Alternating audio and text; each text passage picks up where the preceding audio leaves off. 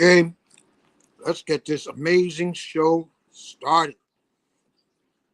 Remember, like, subscribe, share, and let's light it up.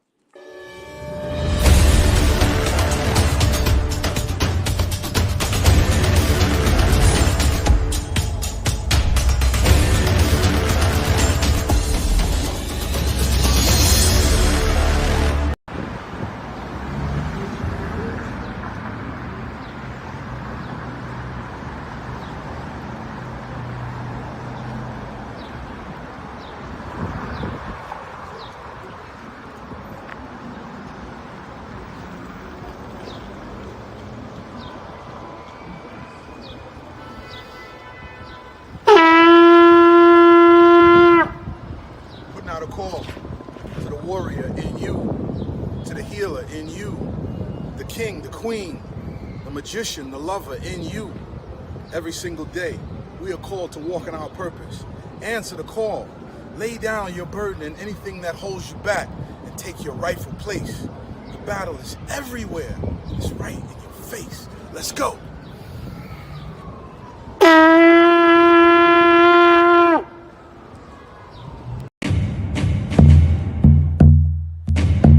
Welcome to magnets, crystals, and pyramids.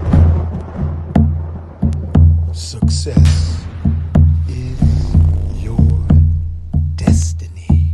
Yes. Love, wisdom, power. Remember, always who you are. Yes. Yes. I am. Love, wisdom, power. Yes. Yes. I am. Love, yes. Power. Yes. I am.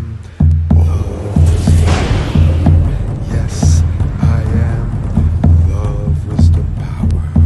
Yes, yes, I am love, wisdom, power. Master. Yes, I am. Yes, love, wisdom, power. Yes, I am. Say yes, to yourself. Yes, I am protected. Yes, I am master. I am relaxed.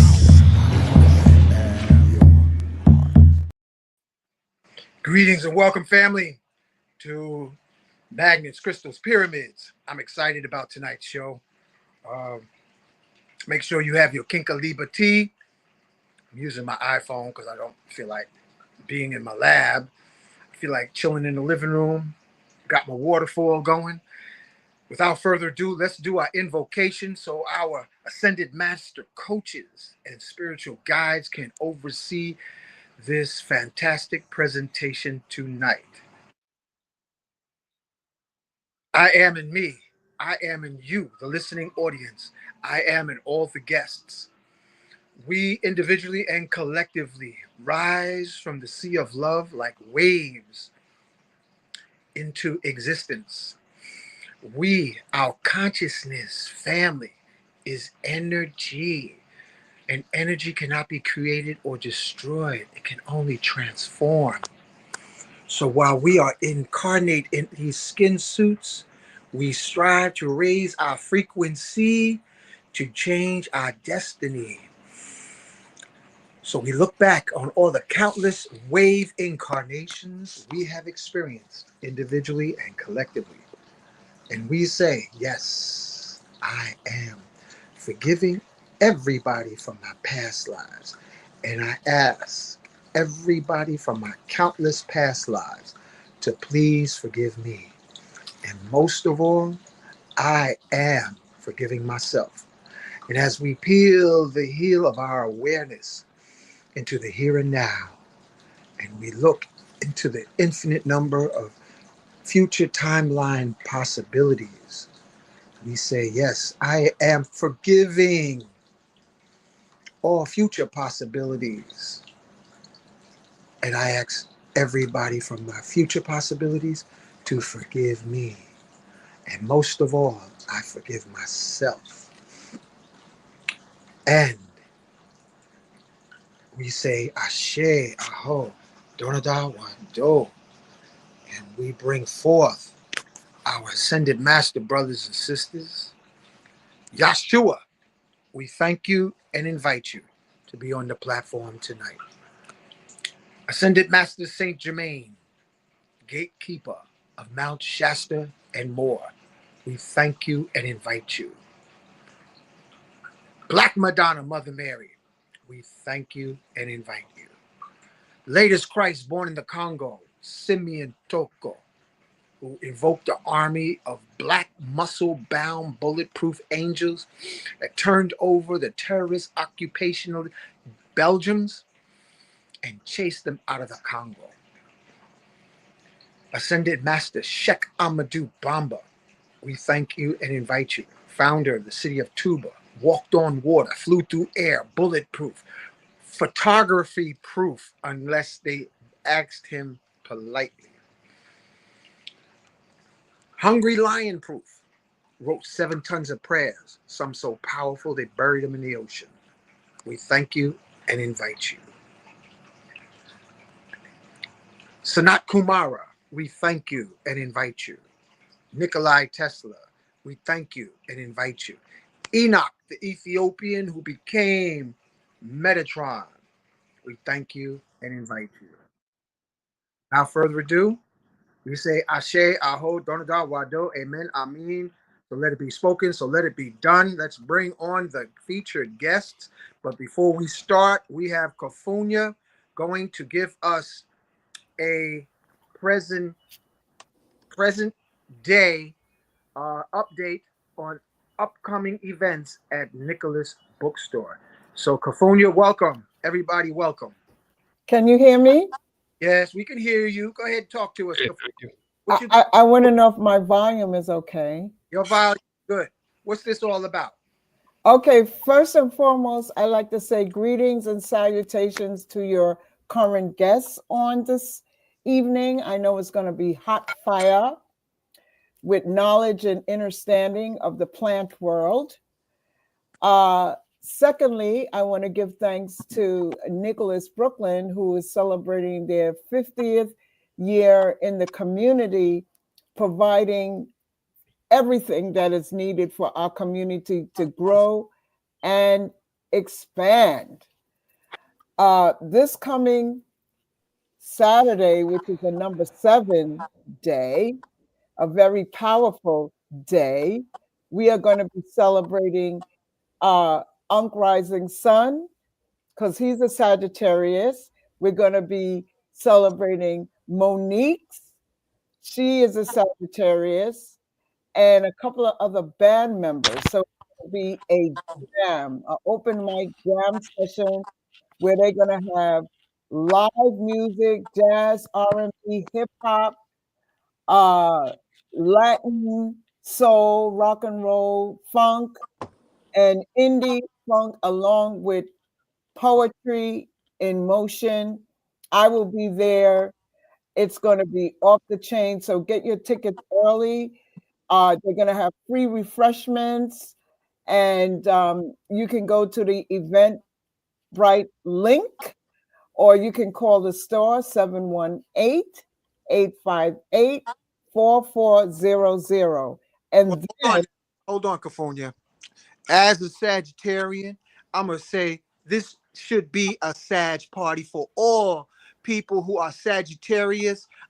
Uncle Hanky's inviting you to a Sag party at Nicholas on December 7th. It ooh, isn't exclusive to Sagittarians, Leos, Virgos. You all can come. Come one, come all. Let's have a party. God bless Red Fox, who's a Sag. Um,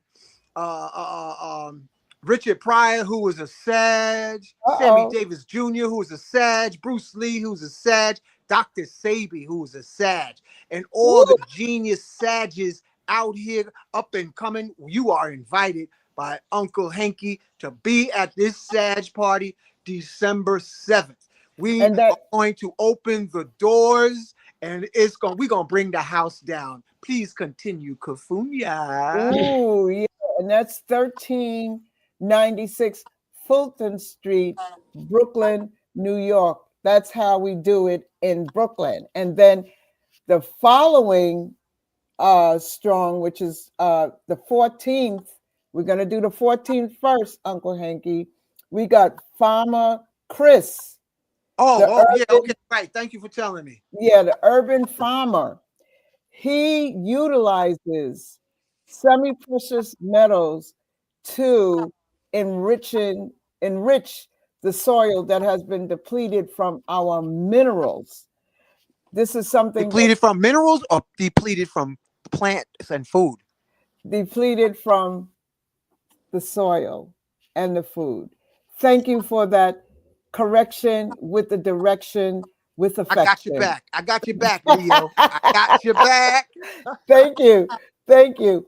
So, Farmer Chris, not only is he going to be bringing in the herbs and whatnot that he grows, he's also going to have products and made of those semi-precious no, they are precious metals, not semi-precious. Excuse me. He utilizes silver, gold, platinum, and copper to enrich the soil. And because he is doing that, our other Chris, who does the vegan Haitian style food, will be utilizing the herbs in the food that has been blissed by the precious metals. So you don't want to miss that. That's from 2 p.m. to 5 p.m. on Saturday the 14th. And it's a double header because following that event on the same day is Brother Haru. He will be coming with a part 2 of his exploring the successful elimination of malignant cells causing Anything less than perfect health. Because listen, family, YouTube, if you say a word in pertaining to major illnesses, YouTube will pip slap you right off and delete you and kick you out of YouTube land. So yeah, we get you, Kafunya. Yes. And also, he will be having major products there to support what he does. So that's going to be from 5 p.m. to 8 p.m. and beyond. Who knows? It might even go longer. But you must be there if you have concerns about your overall wellness. And then Sunday, we got another double header, Spiritual Legacies Volume 12. We're going to have Professor Kaba and Professor James Small, y'all.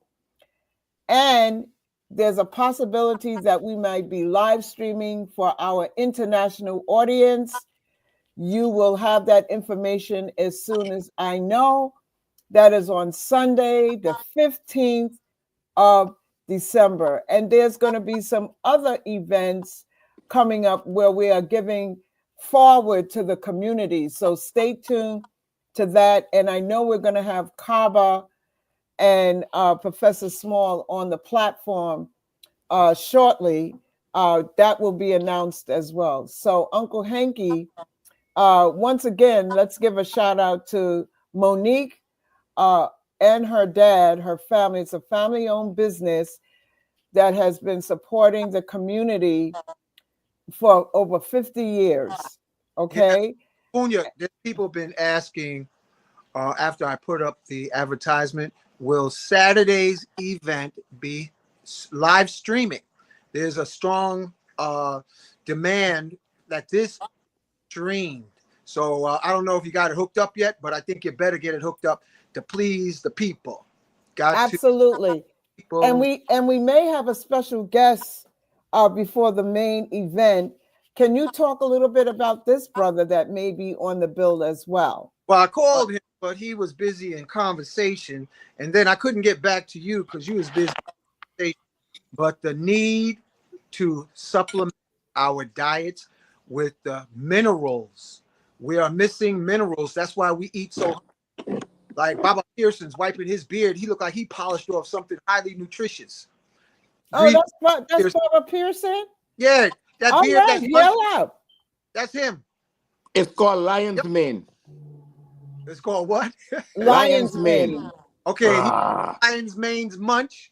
I want to munchies. acknowledge Baba Pearson put this program together, and I want Oh, to great. the lovely goddess Dr. Sunata Kamara. She is Temple Mother Earth, medicine woman keeper of the beautiful space in DC. Welcome to the show, Sunata. Oh, beautiful. Greetings, Beautiful. blessings. Beautiful. Thank you. She's in the tropical island of Jamaica as she speaks. Oh, good for you. I need some sun right away, man. Thank What's you. in I'll send you Jamaica? some UPS.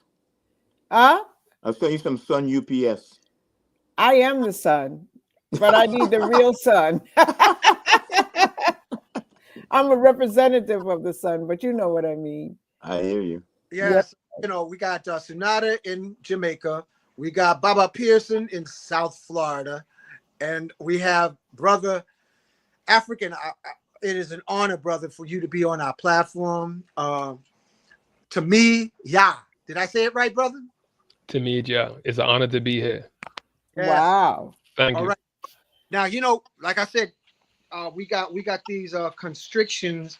So we had Brother Haru on here before, and he said that I can for discount price. And man, they slapped the show off the air quicker than he could get it out of his mouth.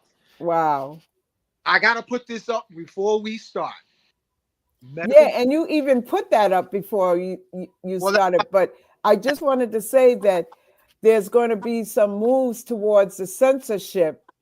I heard it's already here. No, the removal of censorship. Well, it ain't happened yet. So let me read this.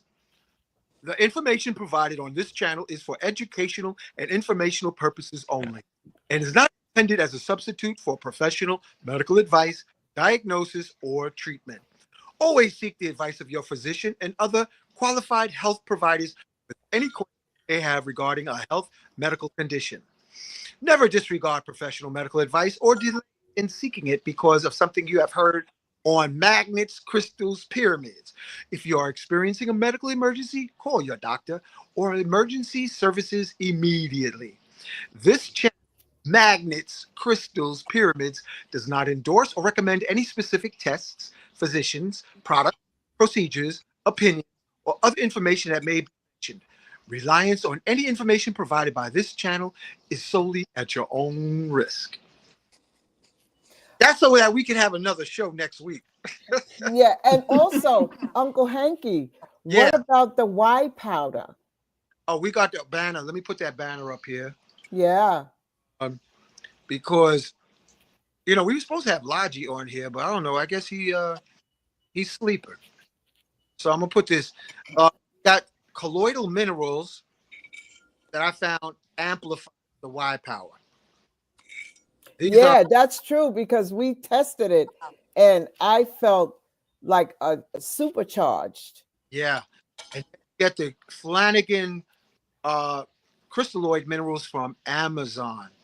That's the best price because I called the company and find 50/50 of crystalloid Flanagan minerals with the soil minerals. When I added to my tea or the Y power, remember Kafunya? Yep. Tell them what happened to you.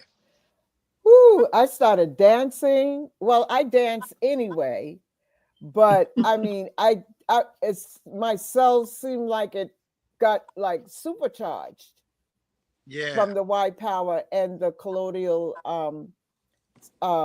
mineral that you put into the Y power.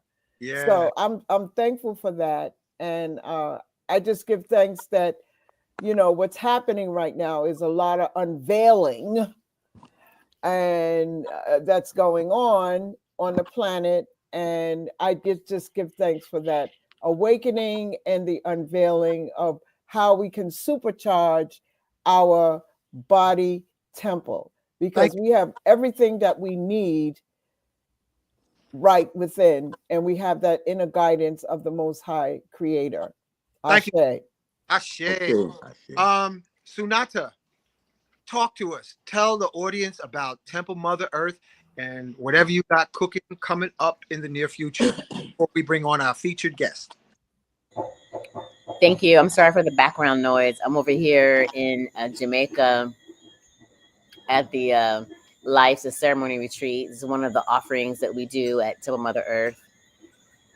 And very excited to be in collaboration this year with everyone on the call here. And we having Tunde come to the temple next week for the winter solstice. We're having something every day, Sunday through Sunday. So templemotherEarth.org, you can see all of our offerings and what we have, our workshops, ceremonies, events, integration circles. Like, we have a lot of different offerings. Come down to the all-night bonfire. Beautiful, beautiful, beautiful. So if people are interested, how do they get with you, Nata? You can come to templemotherEarth.org, and that would be all of the information. Our social media is there. Our events and ceremonies are there. All of our offerings and collaborations are there. Okay. All right. So y'all bear with me because I'm using my phone. I need to get trying to see how on my phone I can back out. Talk to him some more, Sunata, so that I could get to the laptop because this phone ain't working. Okay, no worries. Tell us about your featured guest from the past. So what Tunde is an expert in the African Caribbean ancestral practices. He brings decades of research and transformative knowledge to empower attendees and members with practical tools for healing and for health. So if you're interested in learning more about the Trinity Revelation Series, this event is the profound truths of ancestral diet, focusing on how fungi and ancestral wisdom can help heal the body and prevent modern disease. The renowned African Caribbean health researcher who's presenting today will be revealing how to overcome toxins, address dietary myths, and achieve vibrant health. And when you come to the ceremony, when you come to the workshop, you get to learn some key takeaways. I wanted to ask, what part of Jamaica is your beautiful temple located? Temple Mother Earth is actually based in Washington, D.C., and we host retreat spaces in different parts of the world. And today, right now, we are at the Rastafarian Indigenous Village hosting a life ceremonies retreat. And the location? Oh, we're in Montego Bay, Jamaica right now. That's beautiful. Yeah. That's beautiful. I can post the link for the event in DC, sister. Say that again, Baba Pearson. Post the link for the events in DC. You got to send it to me so I can post it. templemotherEarth.org. I don't know if I can send it to you through the... Yeah, you can send it, text it to me. Through the private chat. Yeah. Okay, so that I could run the information on the screen. Brother, thank you. Thank you, Tmeedyah, for being patient. Thank you for being here. Thank you for being alive, my brother, for all the work that you've put in. Tell us a little bit about who you are and your services you provide. All right. Hallelujah. First giving just thanks to the Creator, the inspiration for us all, who created us, this environment, the universe, and everything that's in, and has inspired us, on this path to learn and grow, and change and evolve. And I've been on the path, really searching for truth. I grew up in the Virgin Islands. I was born in the Virgin Islands, the British Virgin Islands. I lived in the United States Virgin Islands. After some time, I spent some time in the military. And when I came out of the military, I had a lot of questions about consciousness. And that's when I started the path to reading a lot One of the first books I read was African Holistic Health by Lila Africa, which was transformative for me. You know, when I read the book, I immediately started transitioning to a healthier diet and have been on the path ever since, you know, just studying, seeking, praying, practicing, and it's been a profound journey. In 2012, I went to Costa Rica. I did a 40-day water fast, Ooh. which was amazing. You know, I really want to go back there and spend some time doing it again and learning some more about the process, so I could offer that modality to those who are interested, because it was transformative and, man, awesomely powerful. And it's a lot easier than most people think. It's not as Mm. difficult as it sounds. Like, it sounds like something extraordinary, but actually, you know, if you prepare yourself, it was really a breeze. You know, the fast wasn't difficult at all, and it's a necessary tool for maintaining the body. Just like how you have a car and periodically you have to change the oil.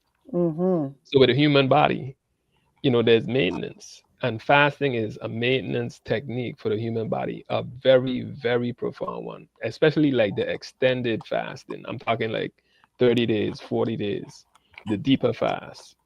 So that was extraordinary. And then the next year, 2013, I went to Tanzania, and I've been back and forth to Tanzania for some years. I spent some time studying in Israel. I spent some time in Ghana a year. You know, like I take extended durations. You know, like I don't just go for 2 weeks. You know, so I was in Mm. Ghana for a year. I was in Tanzania for several years. I was in Israel 3 times, and the least amount of time I spent in Israel was 4 months. You know, it was 4 months once, 6 months the next 2 times. I was in Kenya for the last 2 years, and I just came back to the States, and I have been compiling, you know, my research and the things that I've found, and just ready to share them with the people. Beautiful. Wow, that's awesome. I want to thank you, brother Baba Pearson.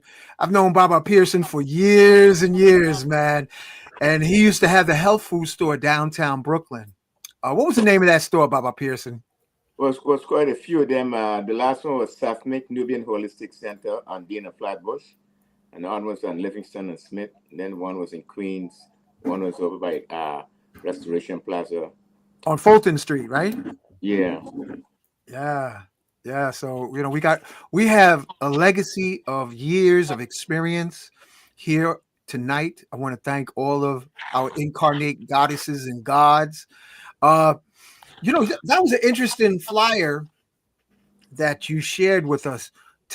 Please share from the basics, brother, about what is African psychedelics. What is that? Okay, You don't okay, hear about that. okay. African psychedelics are tools that come out of the kingdom of fungi. Okay, these are tools for healing that, when utilized, you know, open the mind to face reality and purge a lot of garbage, you know, a lot of waste material from the mind, and enables the practitioner to emerge on the other side of their experience with new insights, new motivation toward healing, you know, a new state of mind. And I'll share a really powerful experience that I had myself with it. Um, no, first I gotta give just awesome thanks for Baba Pearson. He came to visit me in Kenya, and he Mm. brought Wow. me, yeah, he brought me 7 syringes of psychedelic spores, right? Woo! Yeah, yeah, he brought me Uh-oh. 7 syringes. And I had previously been reading on cultivating mushrooms, and I taught myself how to cultivate oyster mushrooms, and I was growing them, and I Mm. had fantastic success, you know, growing oyster mushrooms. And So Baba Pearson brought these syringes for me. So I began to grow the psychedelic mushrooms. And the first time I ever had mushrooms were the ones that I grew. I never purchased them, from a third party. So this was a deeply intimate relationship I had with the mushrooms themselves because I grew them, from what Baba Pearson brought me. And I had fantastic success. The very first attempt that I made growing, man, I got a lot. I had fantastic success growing them. And it's been a remarkable journey. And I'll give you an example of something that happened to me. And I'm not going to really use the um the term or the prefix like African psychedelics, although that is important, but just psychedelics in general, because they're a tool for the whole world actually. Every nation needs these types of medicines, to reset the consciousness. So I'll give you an example of something profound that happened to me. So in 2014, I had already gone to the continent, and I was living in Tanzania, and I had an incident with my biological brother, right, where he had crossed me. Okay, like he did something. He swindled me out of some money, basically, like deliberately. Wow. Right, my Sounds like family. yeah, yeah. In fact, it taught me the lesson that family isn't family sometimes, right? That's right. So so that really hurt me deeply. Something like that. I've never experienced something like that before. That someone would be so deliberate in doing something like that. And I confronted him about it, and he admitted to what he did, right? So it's not just like me thinking or making a false accusation. He admitted what he did, okay? Now, for years, I could not forgive him. I couldn't do it. This like I one of my weaknesses my whole life has been holding grudges. That's one thing. Oh, we were talking about our folks being grudge masters. Man, I couldn't put it down. I couldn't put it down. I It just believe you, bro. I think it's connected with melanin. The dark side of melanin can't let go of the toxins. And that's what carbon filters are, man. Carbon filters absorb toxins. So it ain't your fault, brother. yeah, so And you so know what? And I just want to pop in, and it's the program that we have been programmed to believe that family is very loving to us and they would never do anything unjust. And by putting, your family on your pedestal, I'm not saying all families are like that, but when you experience that, it's like a big betrayal. And I agree with you. Sometimes it's very, very difficult to let it go. But if you don't let it go, you know what it does to the body. So carry on. Thank you for saying that, though.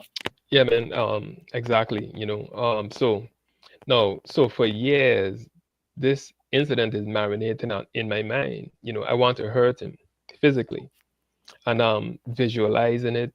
I'm rehearsing it in my mind. Oh Lord, Yeah, I mean, it really deeply deep. affected me. And it was just like eating me up inside. So one year, I decided that I want to reconcile with him, to move past this. And I made a phone call, and I called him, and we spoke for the first time. Wow. And I, attempted to reconcile, and I did it vocally, right? But it was still an undercurrent, right? Still inside my heart, even though I did that, because, I'm determined to heal. I don't want this stuff to be eating me up. I know what it's doing. But even though I did it vocally, like I said, it was still in my heart. I couldn't release it really. So now fast forward to when I'm in Kenya, and I start growing psychedelic mushrooms. And, I had a great harvest, the first time. I dried them in the sun, and I took some. And it was an extraordinary experience, extraordinary. Congratulations, my brother. Yeah, and one of the interesting experiences of the outcome is that it totally dissolved Mm. that feeling that I had about my brother, like 100% instantly. Wow. Yeah, 100%. Like prior to taking the mushrooms, even thinking about the scenario used to anger me. And Mm. the feelings that I had afterward, I mean, it totally vanished. Like it's not there. It doesn't have that weight anymore. It's weightless. I'm free from that 100%. And Congratulations.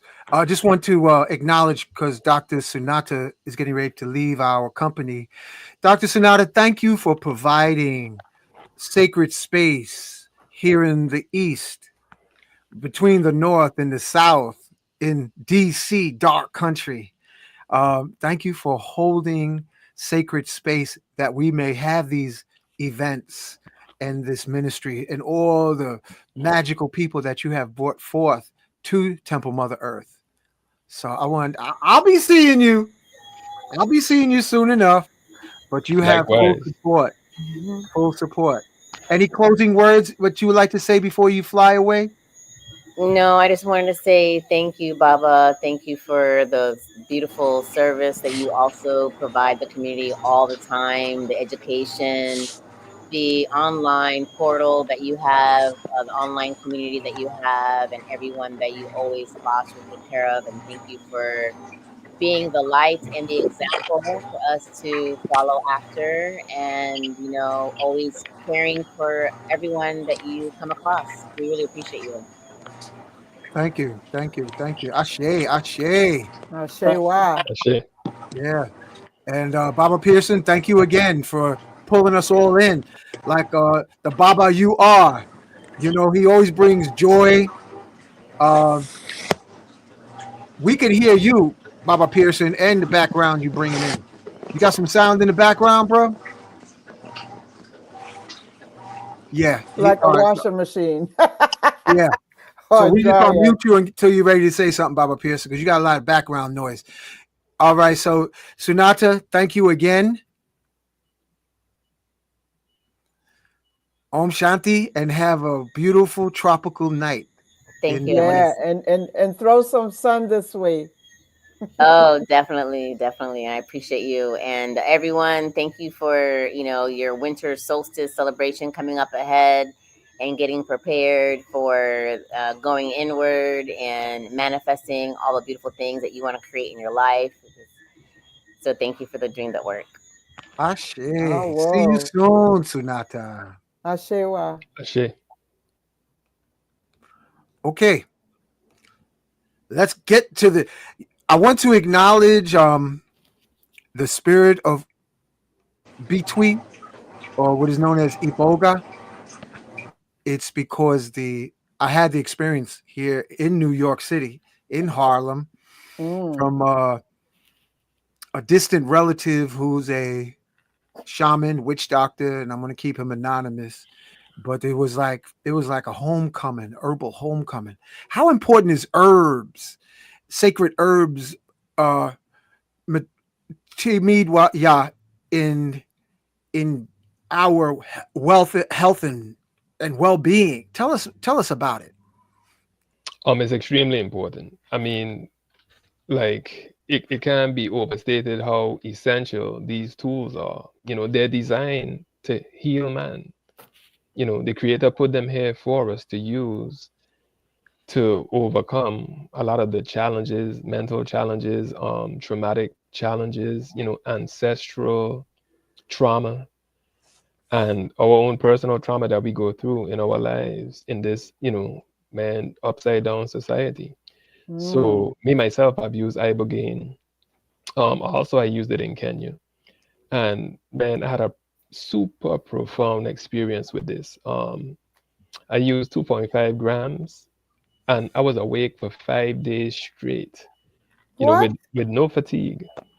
Yeah, and I saw some incredibly vivid visions. And one of my experiences is, I'm a technician, a trained technician, military trained. I do like a lot of computer work. And what was interesting about my Iboga experience is that it Oh, good. activated it activated another optical system inside the mind Mm. that's linked to your eyes. Like there was basically, I don't know if you ever seen like the movie like Iron Man, right? Mm-hmm. Okay, I've so seen now it. in that movie, when he puts his helmet on, you see like overlays that's on his eyes, like screen overlays that's in his peripheral vision. It like wraps around him. Mhm. That actually exists inside our mind, and Iboga activates it. So I was basically Mm. seeing a screen in front of my eyes. And it's not, you're not in a state of stupor, like you're drunk. You know, you're fully alert, you have all your senses. The only thing you have is ataxia. You can't walk properly, you're kind of wobbly, but your mind is working properly now. So I'm Mm. seeing a screen in front of my face, man, for days, you know. I mean, like a computer screen, and it's linked to my eyes, and I'm looking like I'm shifting my eyes to the extreme corners, and wherever I shift my eyes, the screen is shifting, is like linked to the center of my cornea. So Oh, I that's cannot, real cool. Wow. and I'm seeing it better with my eyes closed. You're seeing it with your eyes closed or open. Wow. So now on this screen now it's playing back traumatic incidents from my life, you know, to make me face some of the darkness and come out Yeah. on the other side. You know, it was an extraordinary experience. I want to get some again and, you know, do a follow-up treatment. And I did it by myself. You know, I How do Wow. went, you prepare? Baba Pearson, tell us about some of your experience in psychedelics. What has your experience been, Baba Pearson? I don't think you can Unmute. hear him. Unmute, He's Baba. unmuted. I think he is. We can hear him, but he can't hear us. All right. I know Kafunya doesn't have any experience yet. She's still a virgin to some of those sacred herbs. I am, and that's why I love.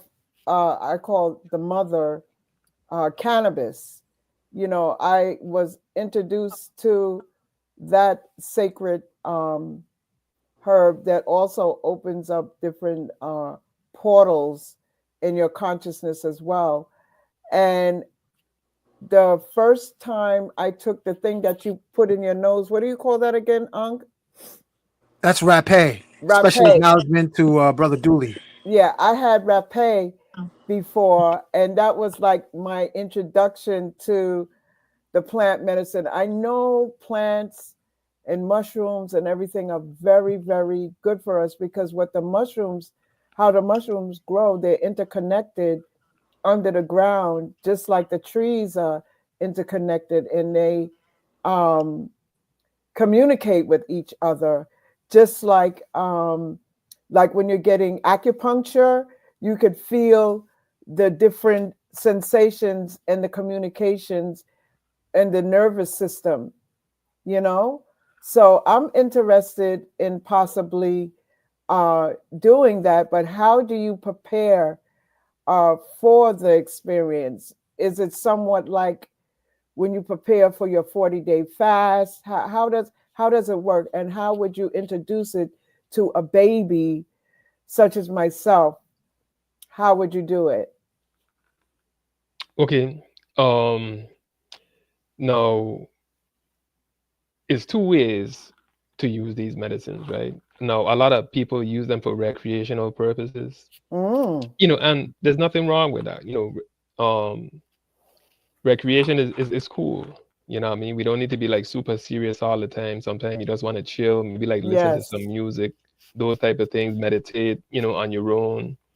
And that's fine, you know, but the medicinal protocols now, it's best to have a sitter and who can control the dosage and monitor the patients, right, to Mm, ensure that they're protected yeah. because it's a very opening medicine. You know, it opens your heart, it opens your mind, and it puts you in a space where, you know, you could be vulnerable and it could be dangerous, you know. Yeah. Like So, that's the main thing, having a trustworthy sitter, Yes. and starting at a low dose, you know, and it lasts like 6 hours. So you want to be in like a comfortable environment.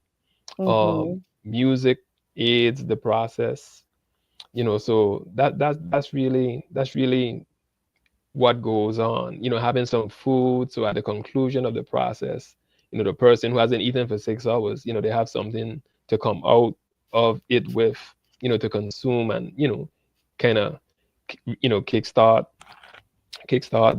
their digestion again. But that's the main thing, coaching, pre-coaching, so that they know what they're getting into, why they're doing it, post-coaching, so that they know that just taking the medicine, that's just the beginning of the process, right? Mm-hmm. We take these medicines, it's not like a silver bullet. Everything doesn't happen instantly, but it, Facts. it opens up a new path, new doorways for us to go through. And we have to go through those doorways, and we expect to meet, new people, cultivate new relationships, new environments that facilitate our growth. At the same Mm-hmm. time, cutting off poor relationships and staying Facts. out of, destructive environments as we continue to ascend, to meet the destiny that we're supposed to meet on this Mm-hmm. journey. So counseling, basically counseling, and Mm-hmm. those are some of the parameters that we make sure that the practitioners know of, so that they could maximize their experience. Uh, Brother Tmeedyah, Hmm.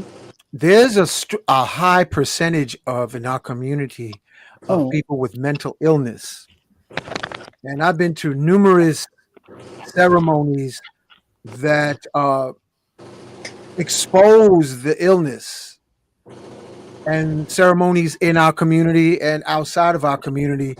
A lot of people in this country have mental illnesses, and how do you go about screening to see if they Mm. qualify?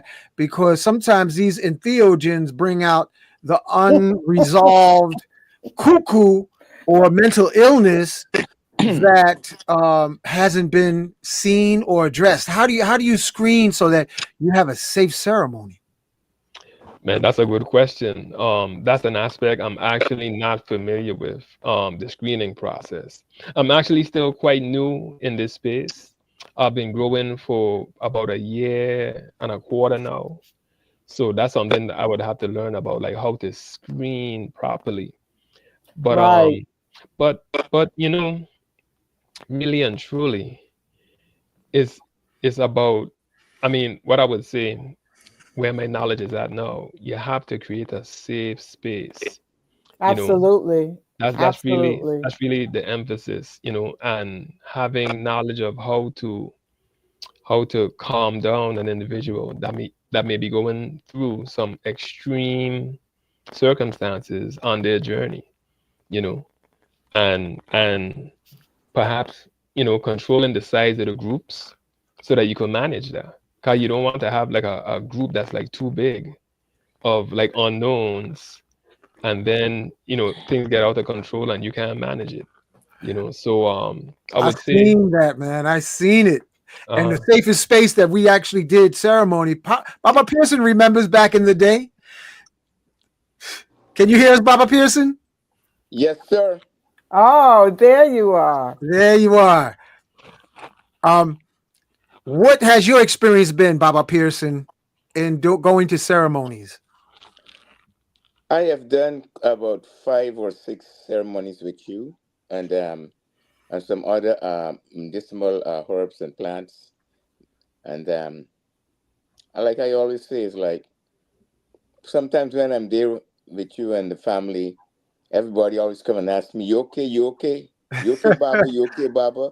Yeah, And yeah, yeah. I'm always okay. And even down here when we've done it, and I went to the other groups, I'm always okay. And I've experienced other people expressing themselves. So I come to the conclusion, learning about epigenetics and old memory.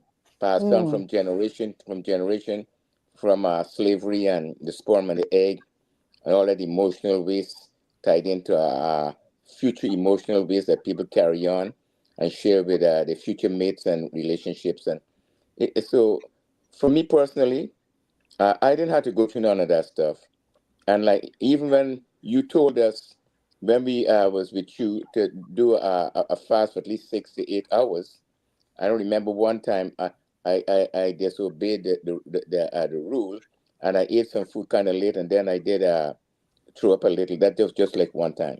But otherwise, to that, all the rest of the times in Brooklyn and in South Florida, it's been smooth sailing for me. It's been Mm. a beautiful experience, and there's no emotions of like, where's my grandmother? Where's my boat? Or I got to get out of here. Got to go catch a flight. And it's like, it's been really a Man, beautiful journey. And I was explaining that to Queen Mother, uh, Dr. Sanat and Tmeedyah, some of my experience. So I would like to do with some of those people that I have not done it with before. And I've did some other medicinal plants also, plant medicine. And all of them, even with this when I did ganja and stuff, it was I was always cool, man. Mm. well, Yeah, so it was always a beautiful journey. and it's always been a blessing when you come through the space. But Yeah, yeah, I've seen some colorful ceremonies outside of our community, like up in the Catskill Mountains, California, Media, Baba Pearson. I saw we was all by the campfire. They had a good fire going in the middle, and we were doing San Pedro, the cactus. Mm. This muscle bound, huge Dominican dude jumped up and said, "Where's my mama?" And it was snowballing after that, boy. Oh man. So yeah, you could have some colorful experiences, but you have to create a safe space as much as possible. Absolutely. That's with all healing practices And that we're also, doing. when you have a person that needs special attention, Yes. I've always noticed that they will take that person out of the circle so yes, they don't create chaos in the main gathering area. yes, Mm. They would take that person away, because there's been times women would be or men would be screaming. Some people have to be duct taped, literally tied up until the medicine wear off, because there is significant mental illness, not only in our community, I would say all across this country. And the world, actually. Well, this world on this side, pharmaceutical companies are Mm. not held responsible for the side effects. Tell us about some of the stories you've heard about people on medication, Kofunya. Wow. When I first started listening to, I'm not a television person, but when those commercials would come on, they would often be louder than the actual program that you were looking at. And by the time you got finished hearing the side effects of what they produce, you would have to take something else additionally to get it. It's a whole game. I am a former licensed respiratory therapist. You spent the whole And when I on you. worked in the hospital, especially with the children, I would share, even before I knew all of what I know now, I would tell the parents, to make sure that they stay away from processed No, you foods, can't. especially if you're an asthmatic. I would deal with a lot of asthmatic children and pulmonary um, issues like COPD and other things. And it's crazy, it's a crazy world out there, and people are now coming to the acknowledgement that what these uh, Frankenstein people are doing has been harming. So there's a lot of lawsuits that are happening right now because of the going on, and people who were warning How do I people get over to the thing? about the would be ostracized, criticized, and disrespected, but now they are being praised and acknowledged for the information, because these are not people that are just saying it just because they're antisocial. They're saying it because they've done the research on it. And we as a people, we know about the experiments that happened to our people, with the syphilis and all other stuff. So we're becoming more and more aware. And what people have to understand when they're taking medication is that one constituent from a plant is taken from it and reproduced in the lab so they could have a patent on it. So all of those, things that you're hearing with these foreign names and everything, their originality came from a plant Thank you, or a Kafunya. herb or Thank a you. tree bark. Yes, Thank you, thank Kafunya. you. I want to acknowledge Baba Laji. This is my co-host right here. I muted your phone, your mic, Laji, because you had a lot of background. You are live right now, brother. So say hello to the audience. Hello, audience. Hey, Peace, greetings. everybody. Peace. Yeah. Greetings. Shalom. This is brother Baba Pearson in your upper right corner.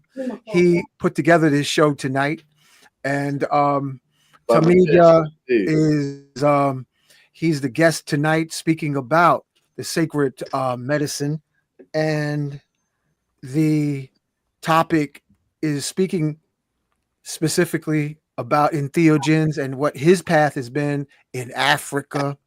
And Laji has an interest also, Tmeedyah, in plant medicine.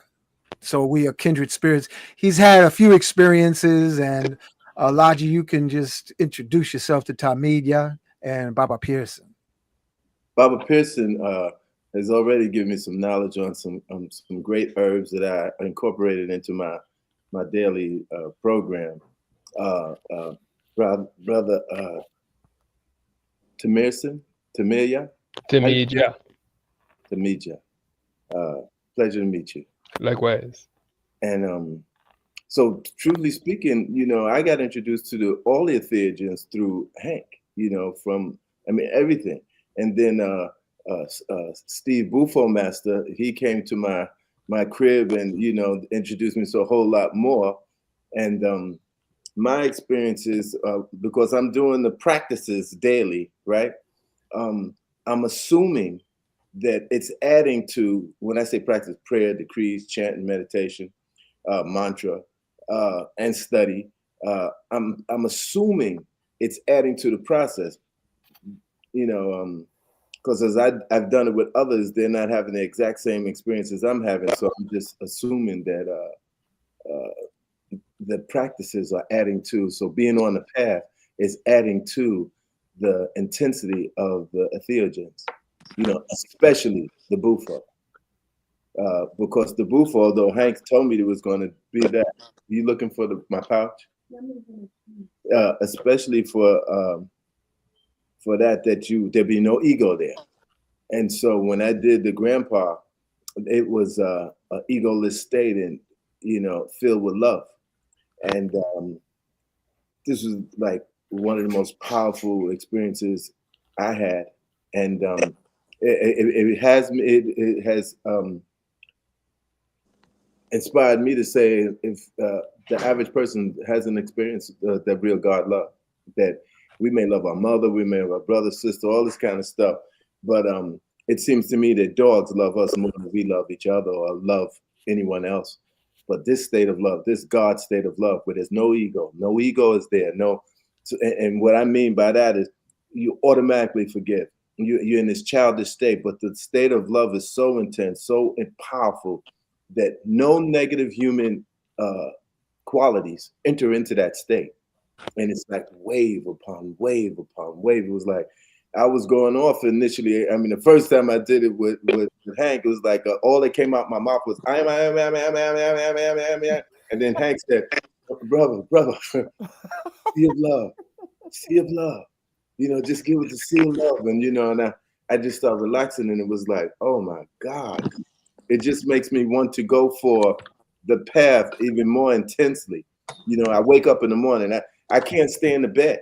You know, I get out and I the prayers, decrees, chant, meditation, and you know, that's to me. I'm looking at it like this. It's the reason we took a human birth, to come here to become the Christ, to become the Messiah, to become that. And what the masters and ascended masters are saying in their teachings, if you blow this chance now, it could be a couple of eons before you have the opportunity again to get a human birth and to even think about this.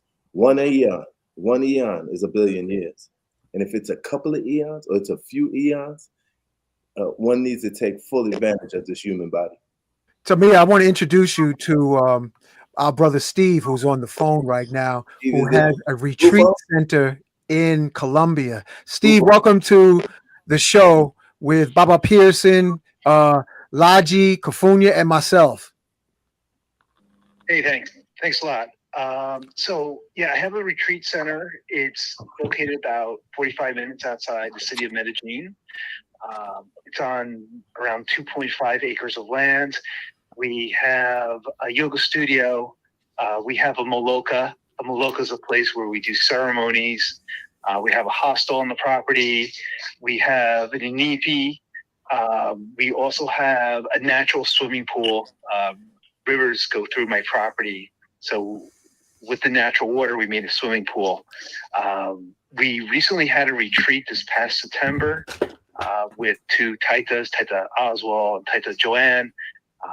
We did a particular plant medicine called Wachuma. It's a cactus that's found in the Andes Mountain. It's heart-oriented medicine. It's the medicine of the heart. And so we had a night ceremony. And then above my property, we have trails that walk up a mountain that went to a natural waterfall. So we did a daytime Wachuma walk up the mountain, and then we just swam and meditated on the waterfalls. So it was really, really beautiful. And then on the last day, we drank a cup of Wachuma, and we had a Inipi sweat lodge ceremony. And then after the ceremony, we all just like jumped into the pool. And then the rest of the day, you know, we were just in this samadhi state, this beautiful place. And we're doing another one this March, and we're aiming to do another one maybe this fall. And if those who are interested, Steve, what's the contact information or the email for people to get in touch with you? Because I would think it would be great for you and Tmeedyah to network, possibly with upcoming retreats you're having in Colombia. Sure. And also, I just want to go ahead. mention something to the people who are listening to this podcast is my retreat center is open for anybody who wants to use Makari House. That's the name of my place. I know people who are interested in doing like women's retreats, yoga retreats. So feel free to reach out to me and we can maybe do something together, collaborate. Yeah. What's your contact information, Steve? It's makarihouse@gmail.com. All right, hold on 1 second. Let me just type that in. Steve's Retreat. See how we're networking? See what you created, Baba Pearson? Awesome. Beautiful. Spell Makari House. Yeah, Makari House. Spell it. MUKARIHOUSE@gmail.com. Okay, spell it again for me. I'm typing it in. MUKARIHOUSE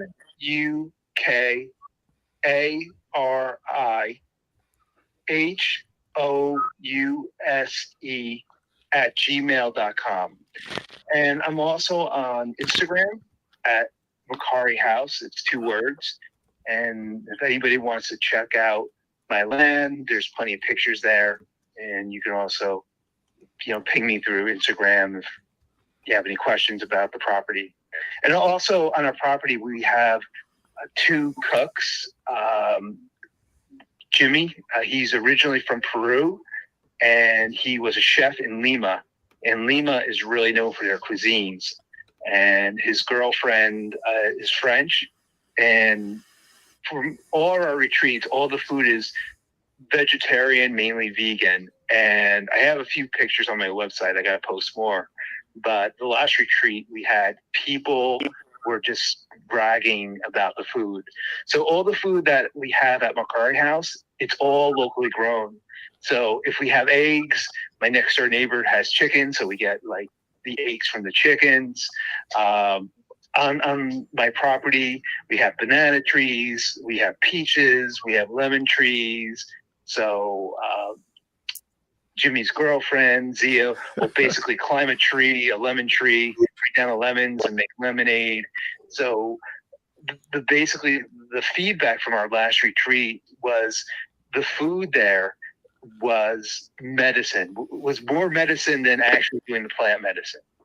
Because the problem is the food that we get here in the States, it's GMO, and it really affects us like physically, emotionally, mentally, and you don't realize just how toxic our food is until you leave the United States and you have real food, natural food. real food. Yeah, I mean, even some of the food that is grown here is not even accepted in other countries. So that should give you a idea of how, we have to do a lot to make sure that we're being nourished properly. And we're also having a farmer coming on this program, how he uses precious metals to restore the minerals in the soil. And he's been getting absolutely tremendous results by using precious metals for the soil. Yeah, go ahead. I want to stay focused on the guest tonight, Kafunya. Thank you for sharing that again. But getting back to you, Tmeedyah, I want you and Steve to connect, and I also want you to network. There's a psychedelic community out here, Kafunya, and the purpose of this show is to share with Tmeedyah and Tmeedyah to share with us for those who are interested in doing the entheogens, and then it, of course, is going to branch out with the other services and products. Tmeedyah, in addition to your service you're going to provide at in DC, what else will you be sharing with the audience that the people listening now can tap in? Okay. One of the main things that I've been researching for decades now is elixirs, right? The word elixir, the definition is a substance held capable of prolonging life indefinitely.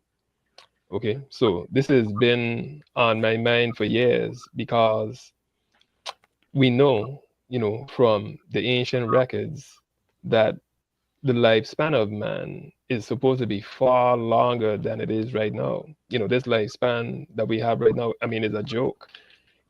People can't even hit 100 years, and with a good quality of health.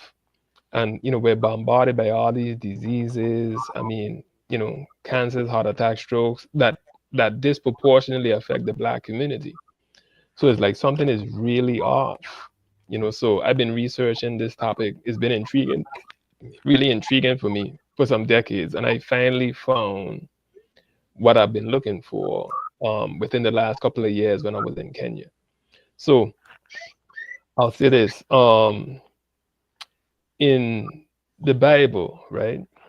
In the Bible, The narrative in the Genesis, when you really read it, is talking about trees, right? Trees of life. And Adam is commanded to eat from trees. So when you ask the average person about, okay, you're supposed to eat food off a tree. Somebody give me 3 examples of what would be considered food on a tree. Apples, oranges, avocados, bananas. Okay, now that's a typical answer in this 21st century. That's what we're acquainted with, when you think about the fruits of a tree yielding seed, right? We're talking about the sweet fruits that the tree bears natively. But that's actually not the emphasis. That's not actually what's being spoken about. I used to think that the whole world thinks about that, right? Like I said, that's a typical answer in the 21st century. So in the Genesis environment, right, when you read it, it talks about mist coming up from the ground, right? That period of time when Adam was on the face of the earth, it didn't rain at that point. It was a different atmospheric environment where mist came up from the ground, which was constant moisture, versus the intermittent moisture that we get in rainfall. We're used to rainfall, and we depend on rainfall in this age. But that actually is not normal.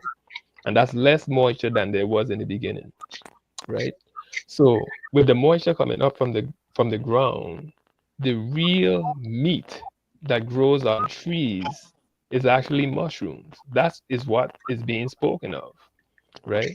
And mushrooms, they have the type of medicine in them that actually turns the body on. It turns on the body's immune system. And immunity is everything. 100% of the earth right now, most people walking around with a disabled immune system right now. That's why we're so susceptible to all these diseases. And we get sick and we die at these young ages. Human beings, we're actually not carnivores, which most of you know. We're not designed to be carnivores. And actually, we're not vegans/vegetarians.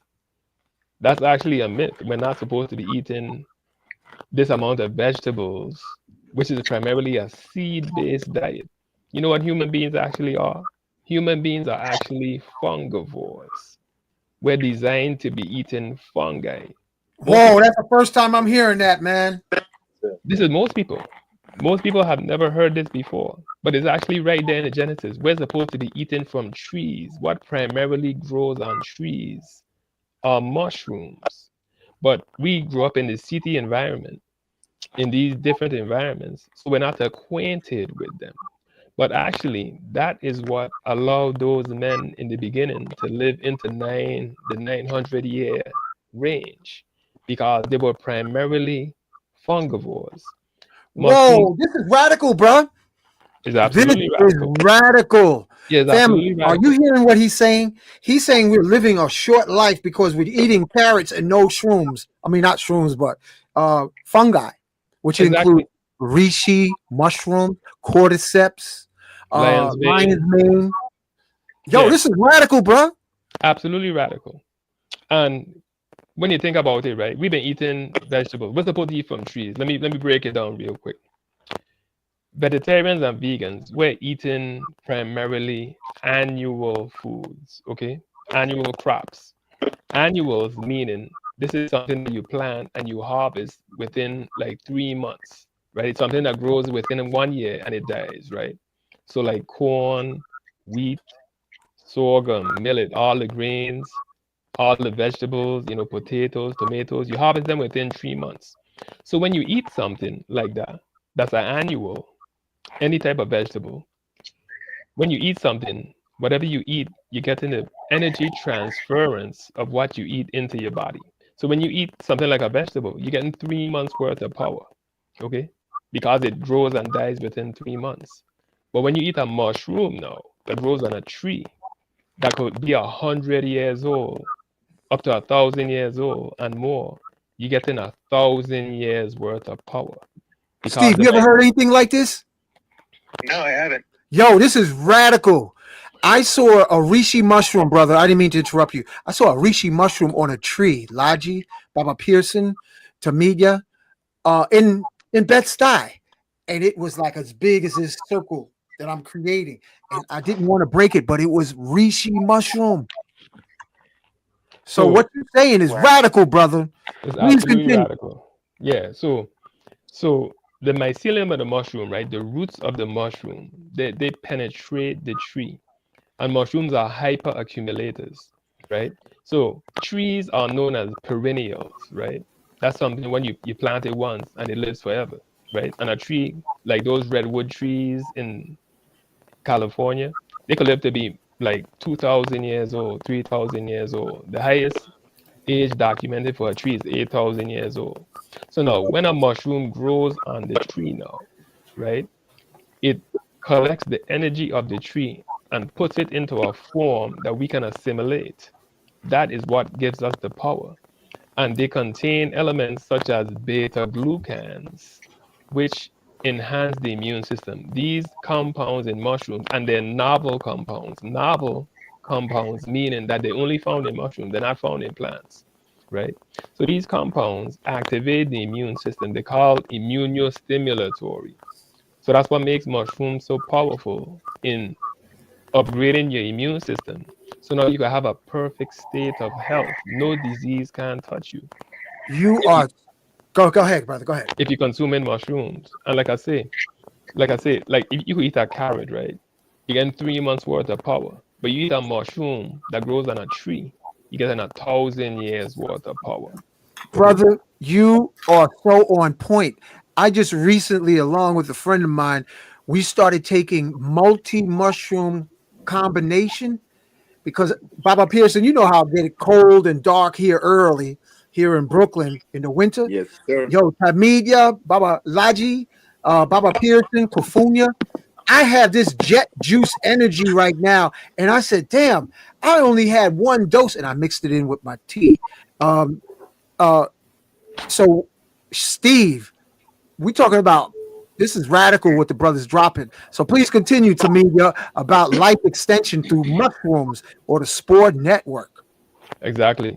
So, like I say, mushroom, the mycelium, which are the roots of the mushroom, they designed to penetrate trees, right? Penetrate trees and get the power symbiotically from the tree.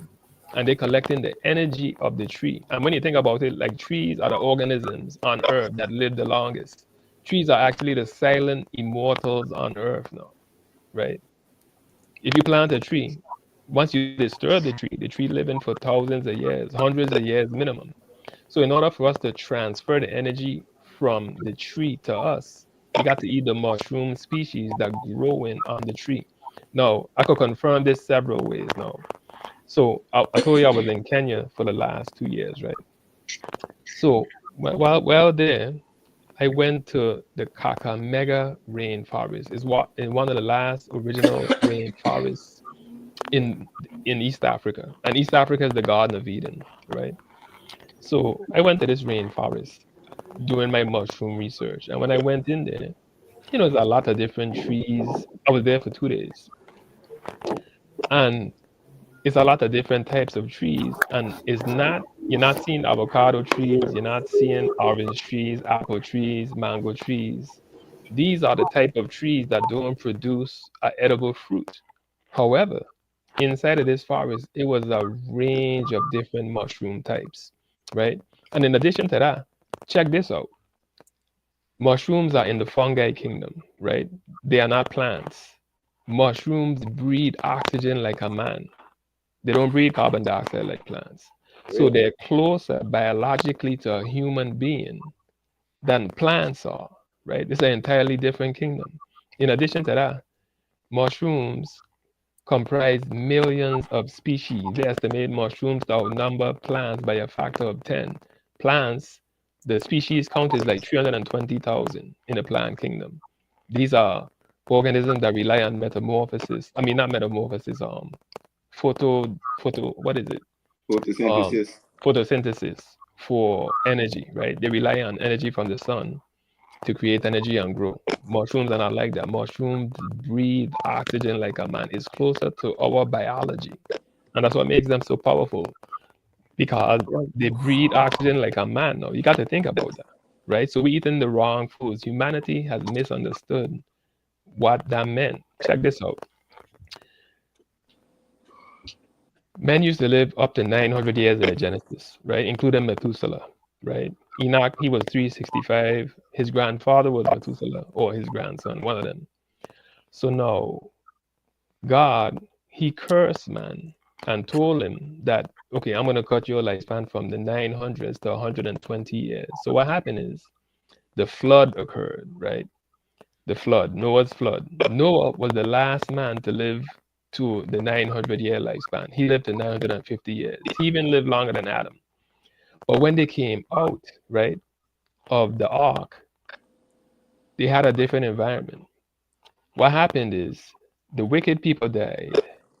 All the animals died, the insects died. But what people don't realize, the flood also destroyed the forests because trees don't live underwater now, right? So when they came out of the ark, it's a plain. They don't have access to the amount of mushrooms that they had pre-flood because the environment totally changed. First, they had mist coming up from the ground. Post-flood, now they have intermittent water, which is the rain cycle that the earth has been in for thousands of years, which has diminished the amount of mushroom that's available. So it's not a staple anymore. What became staples post-flood? People start relying on grass seeds, right? Wheat, corn, rice, all of those is grass, right? Human beings are not designed to eat grass. That's animal food, man. That's food for ruminant animals, like cattle, right? But those are staples now because our original staple, mushrooms, had been removed because we were cursed, okay? Even it's written that the earth would not yield its increase anymore. So now we've been eating the wrong foods, but we've been eating them for thousands of years.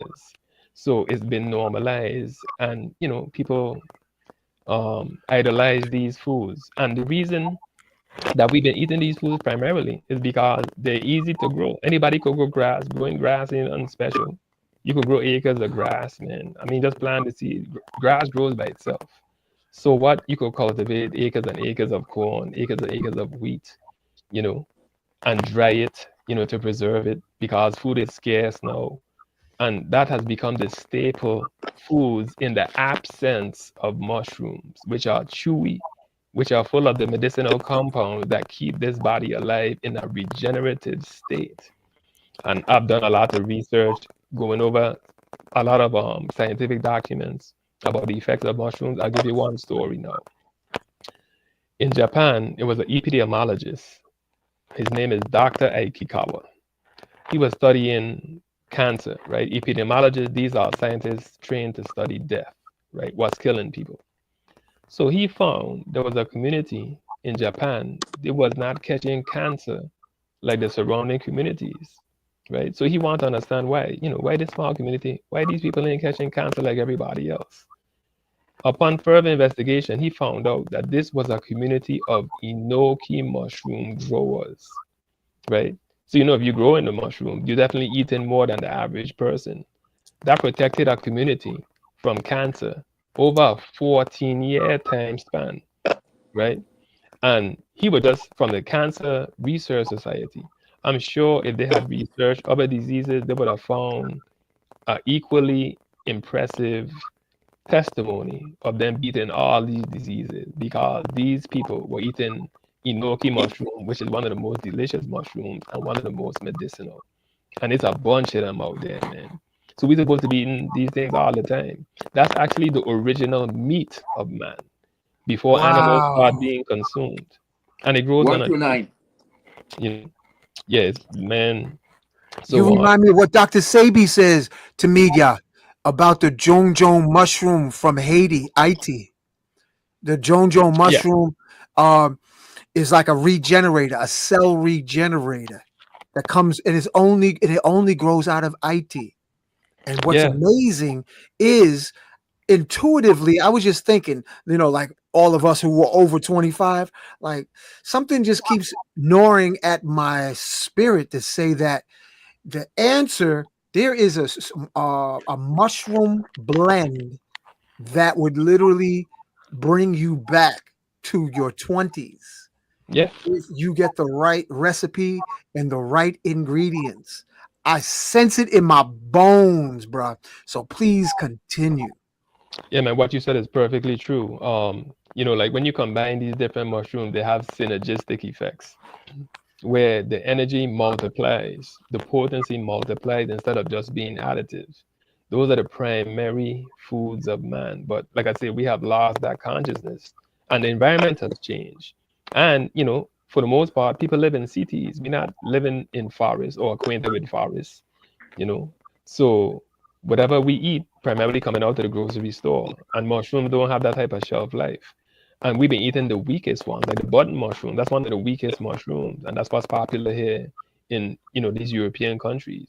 But the Asian countries, most of the research that I'm getting is coming out of these Asian countries. They're the ones that have been chosen to preserve the knowledge, and we're gonna use it going forward. And it's the most important revelation, man. This is actually what we have been needing to eat. I mean, it activates the immune system. This Most is people, radical. like I said, most people on Earth, this is like everybody, I mean, like 100% of the inhabitants of the Earth, everybody walking around with disabled immune system, making us susceptible to all these diseases. We eating the wrong things. We Yo, think I believe seeds. you, bro. We I think noticed grass. that vegetarians nowadays, they look weak as heck. Exactly. And Vegetarians, I'll be seeing some vegetarian, and then the vegetarians in our community, the older ones, they look, they don't look healthy at all. look, So I let me know there's something missing. Please continue.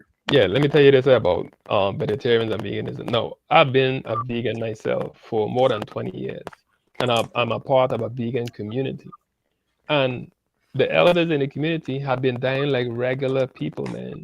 I'm talking about very disciplined people, taking supplements, exercising, praying. I mean, doing good lifestyle, good state of mind. They're dying like regular people, even Yeah, sometimes younger than yeah, carnivores, who doing like anything. Like for example, my grandfather and like, a couple of my uncles, they made it to 84. And these guys never exercise, no cleaning out, smoking, drinking, eating whatever they want to eat, pigs, all that stuff. And some of my vegan brothers, super disciplined, exercising, cleaning out, 70s, 60s, they gone. yeah. In which indicates, and that just underscores what I'm talking about now. Just because it's plant-based, that's a trend, man. That's just a fad in the 21st century. It Brother. sounds good. People making Ooh, money off of it, selling you spirulina and all these supplements and stuff. That is not the answer. you Obviously, you are on it because the healers in our community, they flopping and dropping left and right. left and And right. we're like, this one died? They're only like 70. This one died? They're only like 70 something. Yeah, It's we something missing we that eating we the wrong haven't. thing. Elijah, you hearing this? Yes, I am. And My and and Hey, let we me were tell you, having this conversation and let me last week. Somebody, Tmeedyah, listen to what Steve just said. Steve, say it again.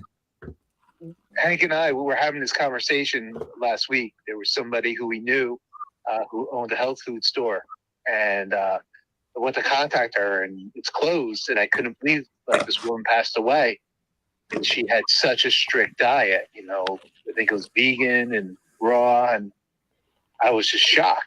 I was joking to Hank like George Burns, like he had a shot of whiskey and a cigar every day, and he lived into the 90s. And kind of exactly. out this woman who had such a strict diet.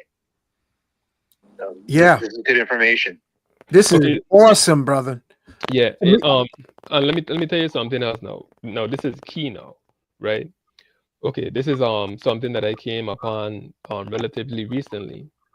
Since I've been investigating about the mushrooms. Now, like I said, vegans and vegetarians. You know what vegans and vegetarians primarily eat? If you unpack the diet of a vegan or vegetarian, they're eating primarily grasses. Wheat, all the grains are grasses, right? Wheat, corn, rice, sorghum, millet, all that stuff is grass, which I said that's for ruminant animals, right? Seeds, right? chia seeds, sesame seeds, seed oils, which are not designed for the body. That's actually machine oil, right? We eating seeds primarily, a lot of beans, right? Those are seeds, a lot of nuts, those are seeds. All seeds have oxalates in them. They have a protective mechanism in the seed that's toxic for human consumption. But because we live in this age of post-industrial age where they could grow a lot of it and produce a lot of it and dry a lot of it and market and distribute a lot of it, we grew up eating these things thinking that they're normal. Just because it's a plant doesn't necessarily green light it for human consumption, right? Just because it's plant based. Like, for example, almond milk, that's high in oxalates. Oxalates are toxic to the human body. The seed is designed to protect itself from consumption. We eating seeds primarily instead of fruits. So do some research about oxalates. You'll see how devastating it is to health. And vegans eating a lot of this stuff, man, like excess of it. So that's why we're getting sick, and we're not necessarily living longer or healthier than a carnivore that has no discipline. So we have to get back to the mushrooms, man. The mushrooms, like I said, that's the real meat. And let me just read. I'll read 3 scriptures. I'm not getting religious here, but check this out. This is Genesis 1:29. And Yah said, Behold, I have given you every herb bearing seed which is upon the face of all the earth, and every tree in which is the fruit of a tree yielding seed. To you it shall be for meat. So we need to be looking for meat growing on a tree, right? That's Genesis 1:29. Genesis 2:9. Whoa. Genesis That's so the 2:9. meat would be the mushrooms. Exactly. Exactly. Whoa, we've been bamboozled, family. We have been bamboozled intentionally or unintentionally by bypassing or ignoring the mycelium network. Exactly. Now, next scripture. And out of the ground made Yah to grow every tree that is pleasant to the sight and good for food. Okay, that's Genesis 2:9. Genesis 2:16. And Yah commanded Adam, saying, Of every tree of the garden thou mayest freely eat. Right? So now, let's talk about health, right? Just health in general. Let's say you go to Amazon and you type in health book. You're gonna get thousands of results, right? Thousands of results. There's a bunch of books out there. Raw food diet, vegan, vegetarian, carnivore, keto. They have a whole bunch of diets, right? But who wrote these books? These books are written by men. If we're really serious about seeking health now, you know who we have to seek? The one who designed our bodies, what he said to eat, right? You have to seek what God says to eat. God says, man, yo, you got to be eating from trees. The man that he was talking to lived to 900 years because he was eating from trees, man. And it's the mushrooms, primarily. Mushrooms are the most powerful food on earth, far surpassing what is contained in fruits and vegetables. Say it And grain. again, Tmeedyah. What's the most powerful food on earth? Mushrooms is the best, man. Like by far, by far. I mean, it's a gap. Like vegetables are secondary foods, mushrooms are primary foods. Okay, but we have lost contact with them, and they're relatively obscure now. But that's really what we should be eating. And man, it is super delicious. And let me say this now. Since I've been here, Before you say that, I want to interject. Can you share with us, because I know how much more time we have left, about the forest that you were foraging in Maryland, and you're going to have the event on the 17th. And is it possible that you can be able to take some people there and can explain some of the mushrooms that you've been finding there in Maryland? Okay. When you So finish. okay. So we have an event at Temple Mother Earth on the 17th at 7 o'clock. You're invited, where I'm going to bring a multimedia presentation, with videos and clips and pictures of the research that I've been doing, including some of the reference material, scientific references, showing you the full scope of what's been going on. But like I said, when I was in Kenya, I went to the rainforest. When I foraged, I ate mushrooms, and that was the dominant food in the forest. It wasn't no avocados, oranges. This is a wild forest. It's mushroom in the forest. Wow. And I have photos now. I have photos. I've been there myself. This is personal testimony. Since Yo. I've been here in Maryland, I've been going to Casca Park like a couple times a week for the last couple of months. Man, I find in lion's mane, beefsteak, mushroom, reishi. Turkey tail. Yeah, turkey tail. I have so much turkey tail. I mean, I could. Let me Yo, show you. while you go get some, brother. Kofunya, have you ever heard of this philosophy that mushroom is superior to vegetables? Have you ever heard that from any of our health people? No, only weight. I've heard about it. Hold on, let me put on my headphones. Yo, Laji, this is radical, bro. This is radical. They have a lot of mushrooms that are superfoods. Oh, hold on. We going hold that thought, Kofunya. He's back. Oh, how can we order that? Hold on. Let tell your story. What is that, brother? Yeah, Look this at is these are mushrooms I harvested myself from Casca Park and dried. This is